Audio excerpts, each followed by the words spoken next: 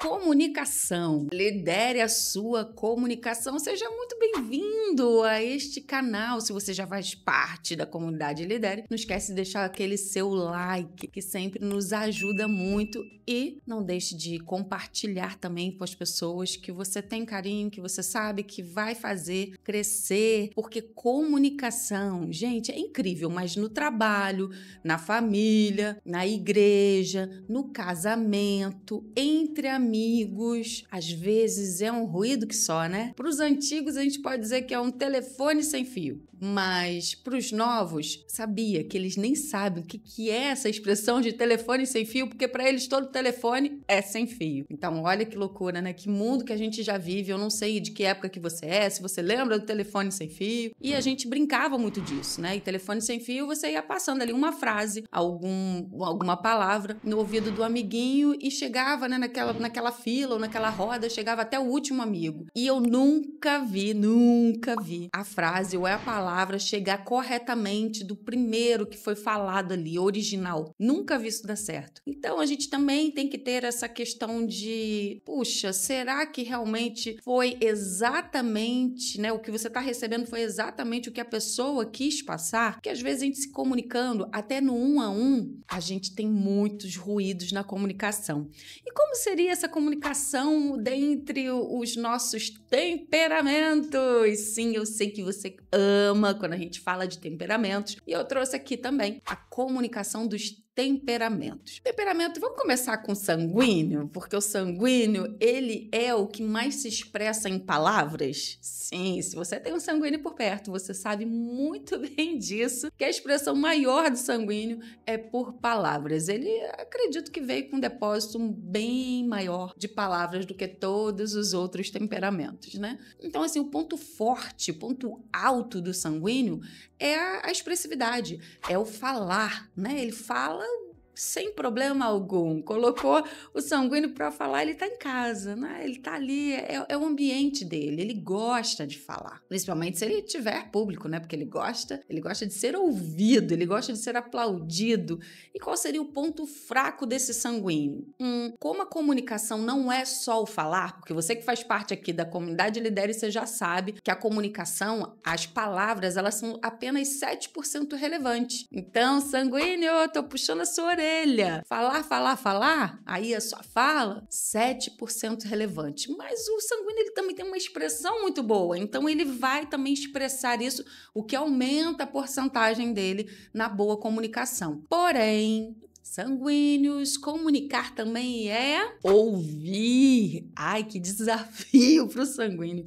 Ouvir e ouvir com o coração aberto, de querer realmente prestar atenção na história dos outros, inclusive dos outros temperamentos que contam as histórias, que contam os causos, que contam as suas expressões internas, que, né, compartilham com você de maneira diferente e talvez até cansativa para você ouvir.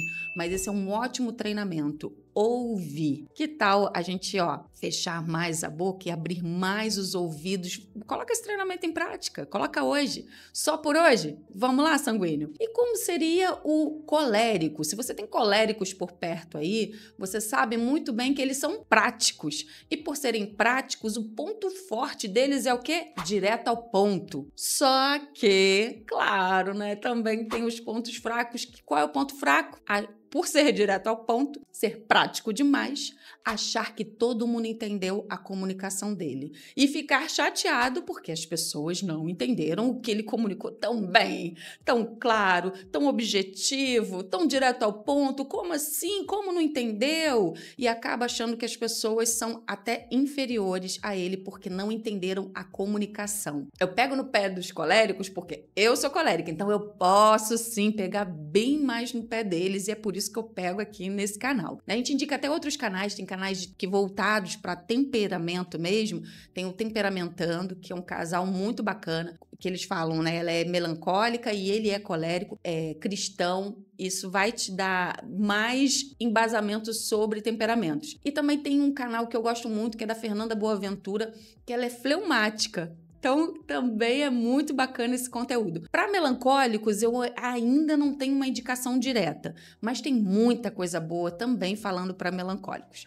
E coléricos você pode encontrar por aqui também, né? Embora a gente não fale exatamente sobre temperamentos, a gente fala sobre comportamento, a autoliderança. Então, o colérico, ele esbarra, ele cai nessa armadilha dele mesmo ser direto ao ponto. Ele fala, ué, mas não estava tão claro.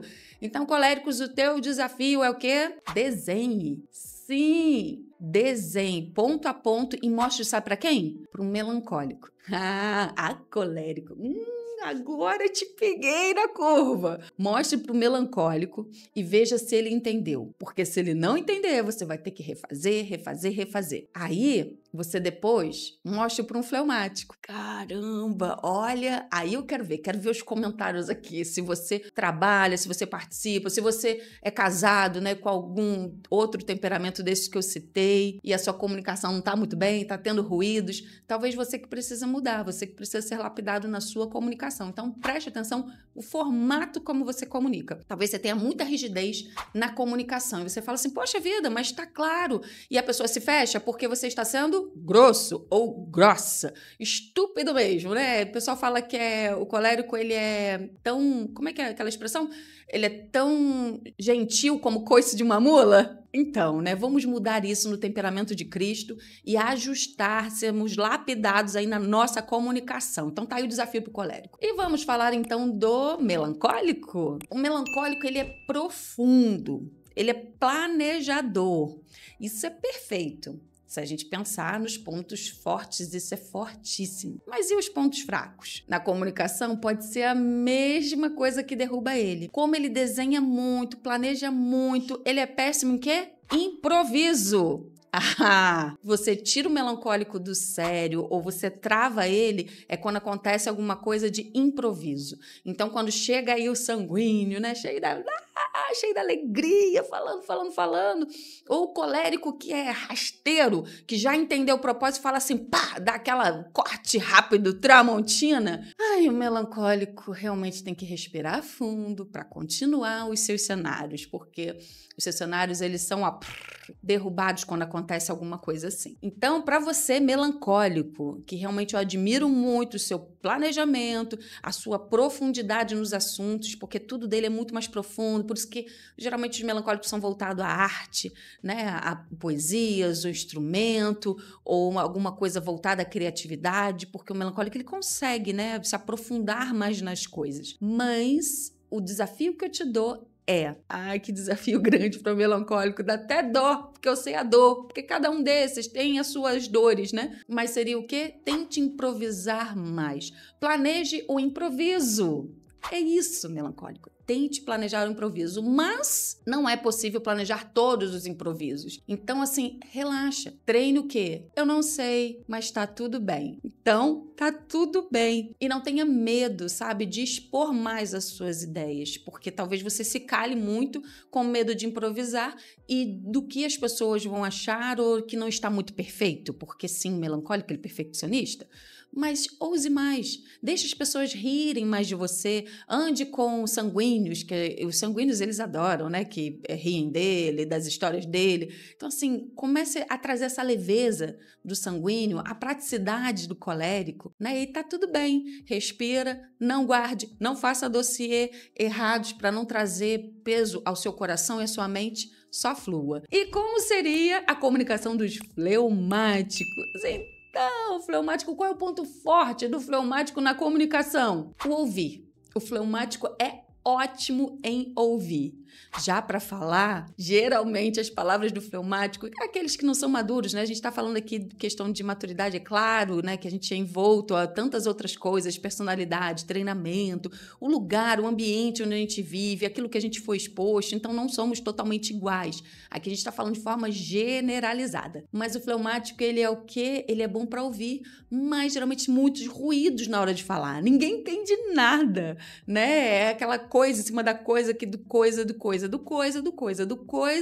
e para ele tá tudo entendido. Mas para quem tá ouvindo é muito complicado. Mas eu vou deixar um desafio aqui pro fleumático que traz tanta paz quando fala. Procure falar mais. Sim, mesmo enrolado, você coloque em prática algumas questões que a gente tem aqui também no canal falando sobre a comunicação. Veja e coloque em prática. Sobre vícios de linguagem, sobre a pausa, sobre construção de um pensamento, construção do que você vai falar. Teste também por escrito, por áudio. Você tenta fazer isso, sabe? Escute de novo o que você falou, peça para algum melancólico, algum colérico, ouvir o que você falou, ler o que você escreveu e esteja sujeito às críticas para que você bote em prática cada vez mais e alcance sucesso aí da sua comunicação, porque, olha, um bom fleumático treinado é um dos melhores que eu acho na comunicação, porque traz uma comunicação assertiva, uma comunicação de paz e de transformação. Então, vamos lá, fleumático, e não esquece, não tenha, né, vambora, curtir esse vídeo aí, quem é fleumático, quem é colérico, já deve ter curtido, quem é sanguíneo também, porque tá feliz, quem é melancólico, se aprovou o vídeo também tá curtindo, e compartilhando, compartilhe com todo mundo, para que as pessoas também tenham esse entendimento e melhore a sua comunicação. Não esquece de deixar aqui o seu comentário, a sua experiência, porque é muito bom quando você divide com a gente também.